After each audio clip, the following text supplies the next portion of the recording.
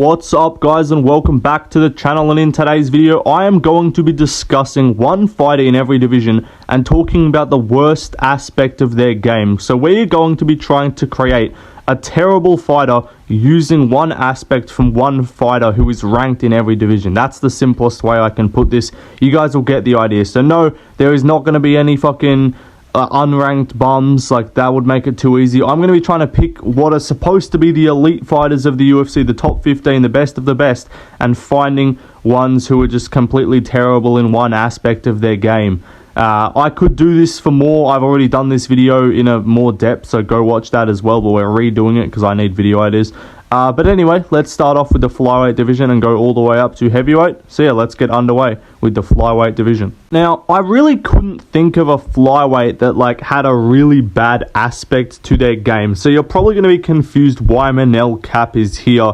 And the reason is because I'm going to be talking about the consistency of Manel Kape. That is, I think, the worst aspect of any fighter in the flyweight division in terms of something that you would really pick out to be like, okay, this dude is not a reliable fighter.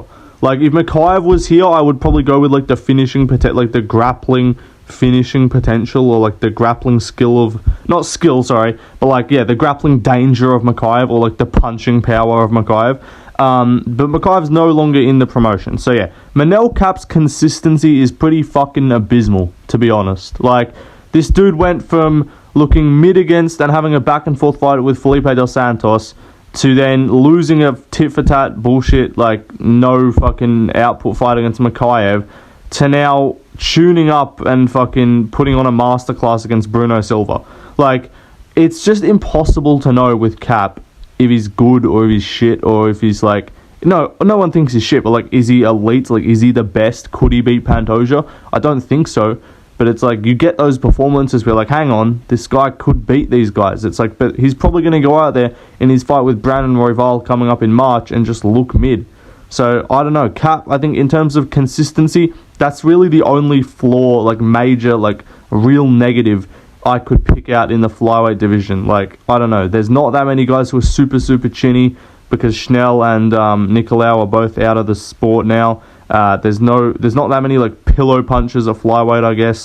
Who cares? It's flyweight. None of them are going to hit that hard. But yeah, Manel Kape's consistency is what I'm going to go with here. Anyway, let's move on though to the next division. Next up, we got Bantamweight division, Mario Bautista. This dude, literally Hitler of Bantamweight. But again, that's slightly giving him a compliment. That's implying that he did something well. Okay, I gotta chill. But no, Bautista, I'm gonna say, what's his worst aspect? I would say his entertainment value, his grappling excitement levels, his general fucking existence as a human. Let's just go with Mario Bautista's existence as a human in terms of the worst characteristic of anyone in the bantamweight division, because bantamweight, again, it's a very skilled division. There's not a bunch of really chinny fighters that I would say, oh yeah, gotta pick their chin. And also, because I can only do one category for every division, I'm okay, who can I who's the worst chin, and which divisions have other categories that I could go to.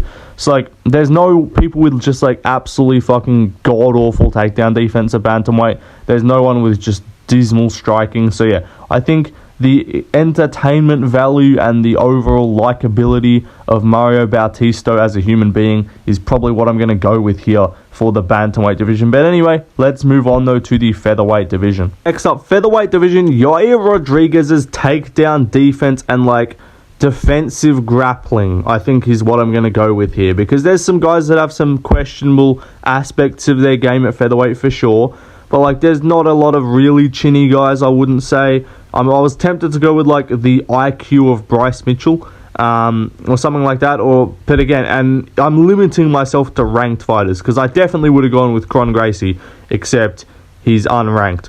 I'll do a second video, just the most abominable DNA abominations in the UFC. I'll do that video as well at some point, don't worry. But yeah, I would say Yair's defensive grappling is pretty bad. The fact that he got beaten up by Holloway on the ground is not the best look. Holloway's very good. He's not a grappler. the fact that he just got ran over by Volk on the ground. Like, Volk is amazing. He's one of the best fighters ever. Volk doesn't just run through and finish guys on the ground. Like, I know it came from a shot on the feet, but like, Volk doesn't normally just pick people up, dump them down, and just beat their ass on the ground. Like, he usually just outstrikes them. Volk's a better striker than he is a grappler, in my opinion, from what we've seen in the UFC.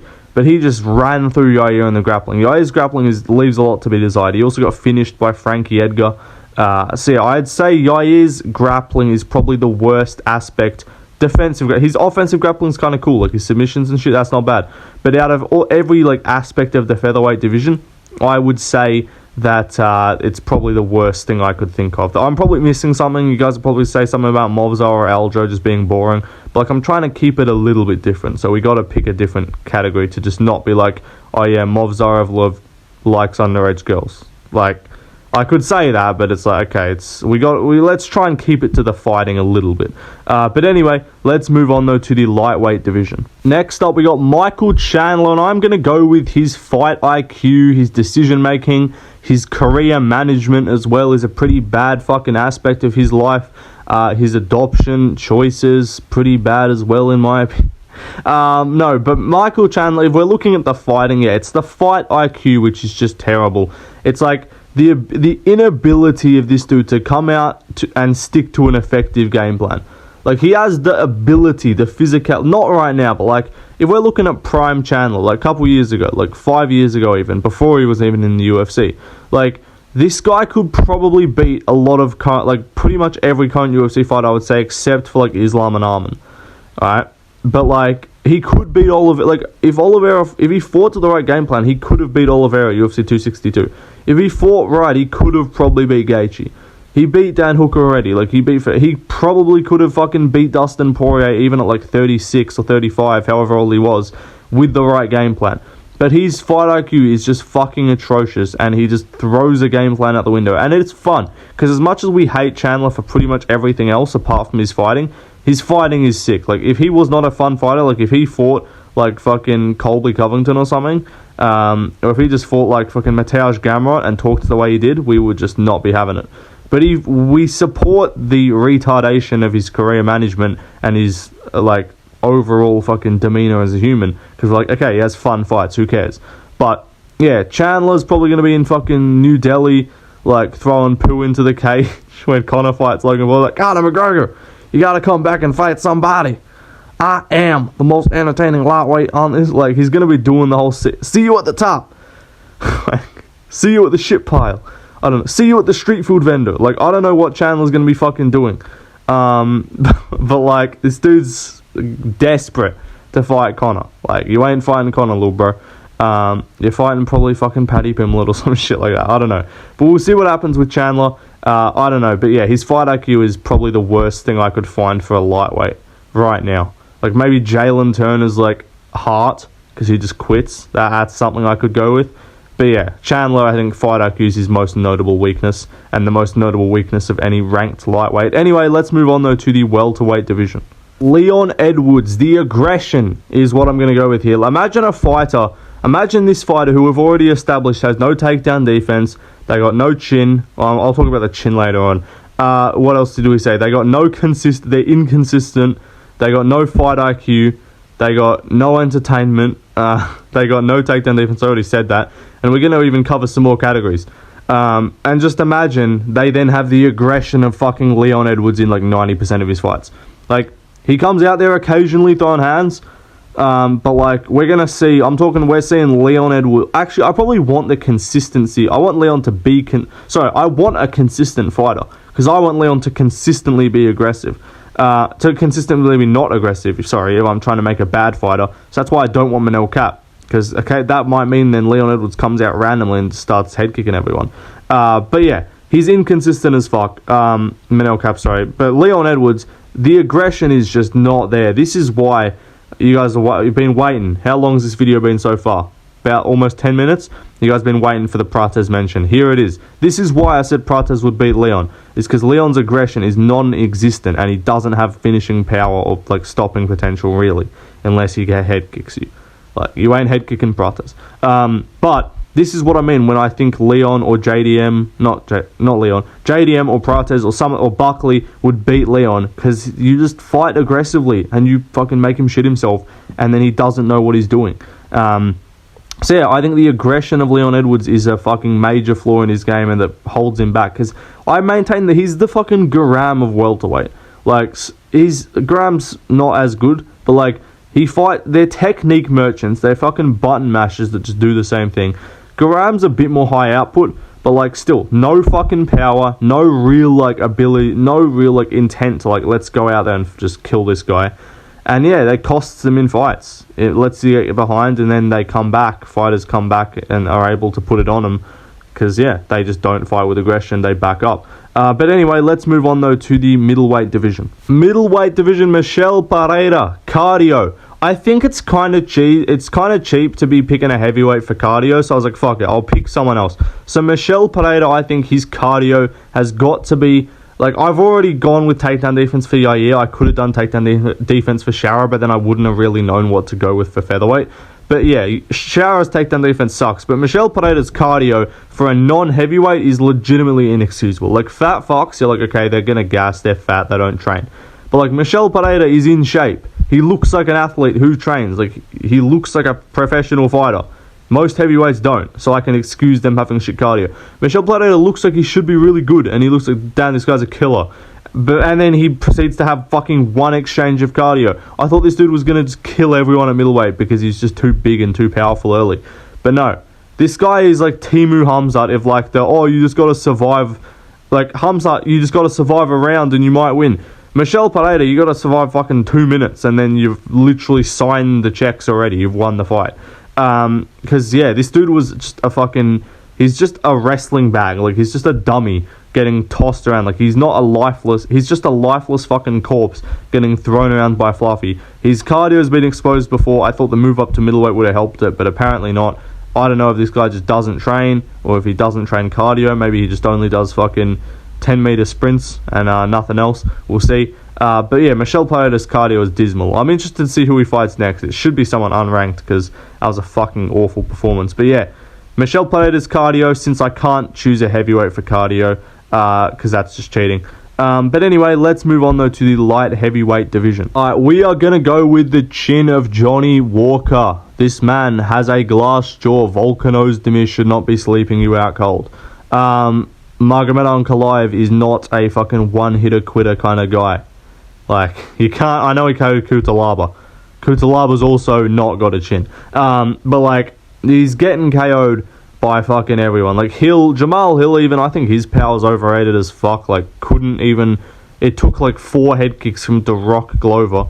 Like, sorry bro, there's just levels of power. Like, I think I saw some compilation of like the dumbest tweets the other day, and then when Walker got knocked out by Hill, someone tweeted saying Hill hits harder than Ngannou. Really, nigga? Like, I'm sorry, bro. We need to fucking gatekeep the sport from some people. Like, completely unrelated, but I made a post regarding Steve Erceg versus Asil Mabayev, which has been made. And then someone said, like, I just don't think Mabayev has the power to beat Steve Erceg. And then someone's like, he dropped Umar in the first minute. Like, again, let's just get a replay on that. Like, really? Like, this dude, we need to gatekeep the sport. Like, this guy thought Beck Sad Al Makan, Bantamweight fighter, who made his debut against Umar, was Asil Mabayev, who's got 4 fights in the UFC. Like, and down a division. Like, I'm sorry, bro. Like, okay, they're both midget Kazakh dudes. Like, they don't even look similar. But like, yeah, we need to gatekeep the sport. But yeah, Johnny Walker's chin is abysmal. It is quite frankly a fucking glass jaw, to be honest, and this little bomb is gonna get sparked unconscious by fucking, I don't know, to be honest. Muhammad Makayev could probably KO this man. So yeah, I don't know. Johnny Walker's chin is probably the worst thing I could think of for light heavyweight. Like, Jamal Hill's cope, that's pretty bad. Anthony Smith's just DNA as a human. It's not great. But yeah, I'm gonna do the DNA abominations tier list though. Coming soon. Don't worry about that. Anyway, let's move on though to the next fighter. Now we're going to go with the discipline of Tai Tuivasa, the diet of Tai Tuivasa. The cardio is not even a bad call for him as well. Yeah, just the overall aptitude towards becoming a better fighter. just doesn't exist with this guy. He trains at Planet Fitness. He's ordering fucking Uber Eats an hour before his fight, eating it in the locker room. Like, this dude is just fat. He is obese. He will be featured on the DNA Abominations tier list. Like, I'm sorry, bro. It's Tai Tuivasa, pack it up, buddy. You're on a 5-fight losing streak. You're probably going to lose your next fucking fight to, like, who knows who. Fucking Volta Walker. Like, you're cooked. If we see Ty go on a 6-fight thing, it's crazy though how, like, once Tony got past, like, 4-fight loss streak, like, once he lost to Chandler, and it was Gaethje, Oliveira, Dariush, Chandler. Well, and he going into the Diaz fight. It's like, Diaz fight was 5 fights. He were like, okay, he's like, after the Diaz fight, it's like, yeah, that was the switch. It's completely cooked now. And then the Bobby Green, the Paddy, the fucking Chiesa fight squads, like, we don't even need to do this. But, like, with Ty, he's gone from Gane to Pavlovich to Volkov to Tybura to Rosenstrike. Still all ranked fighters. It's like, it hasn't quite extended to, like, you aren't even capable of fighting. But still, this man's discipline is non-existent. He's probably going to fight on the fucking Australia card and lose to some fat blob. They need to find just the worst opponent for this dude. Like, just the worst. No takedowns, no wrestling skill, no cardio, no power. Like, basically, just get CM Punk in the cage at heavyweight. Like, that's what we need. But anyway, that will do it, guys. I hope you enjoyed. Like, subscribe. Give me more video ideas to do. Because otherwise I'm just going to keep redoing other video ideas that I've done. I will do a DNA Abominations tier list. I also want to do, like, a facial deformities tier list as well. So let me know which one of those two you would like to see more. But anyway, goodbye. See you in the next one.